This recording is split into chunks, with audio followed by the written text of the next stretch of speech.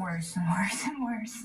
Sarah was just 12 years old when it all began, but the abuse would unfold over the course of 3 school years as she hid her pain from everyone, even her closest friends. It's happened for so many years, like I assumed that it was normal because I've never heard anyone else talk about it or, say like, this is not, like, you shouldn't be doing this. Prior to news of the rape, Glenfield Watkins' social media pages painted the picture of an upstanding citizen, always in a shirt and tie, friends calling him debonair. In fact, even after admitting to raping his former student, friends, families, even pastors came to his defense, writing character statements to the court as he pleaded guilty to rape of a child in 3rd degree in late 2023. In the end, he was sentenced to just over a year in prison in order to register as a sex offender before ultimately being released in July of this year. Since then, another victim has come forward. In a recently filed tort claim, she described how Watkins grabbed and squeezed her inner thighs and would even sniff and smell her. All this years before Sarah even arrived in school. Now grown up, both women are pursuing civil lawsuits against the district that Cole Douglas, their lawyer, says let this happen. The school district, if they didn't know, they should have known.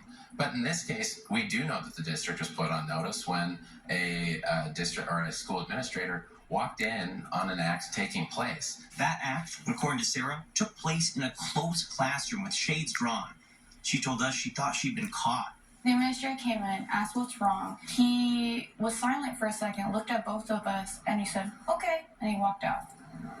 But I swear when he was opening the door, he saw me jolting up and me doing, fixing my clothes. Frazzled, even red in the face, she recalled being a terrified child, as if she was the one in the wrong. Whenever it would happen, I kind of just, my brain kind of just shuts off. I kind of just let it happen, and then when it's done happening, I kind of come back to it. I feel like so many people had the opportunity to ask if there was something wrong, but since Mr. Watkins was a quote-unquote good guy, they didn't want to believe anything, or they just assumed nothing was happening. Douglas tells Fox 13 he suspects more victims will come forward, given that Watkins worked for the Federal Way School District for 17 years, both as a teacher and a coach, positions that allowed him to get closer and closer to Sarah. He isolated 2 young girls, 11, 12, 13-year-old girls, made them feel as if they had no way out, and then took advantage of them in their most vulnerable stage of development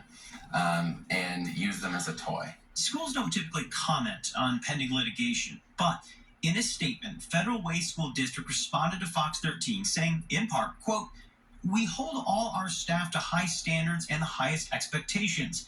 We take immediate and appropriate steps to address any situation that is brought to our attention." Yeah, but the track coach did it too with a girl. Administrative leave, calling law enforcement immediately, and cooperating fully with law enforcement when such allegations are brought to our attention.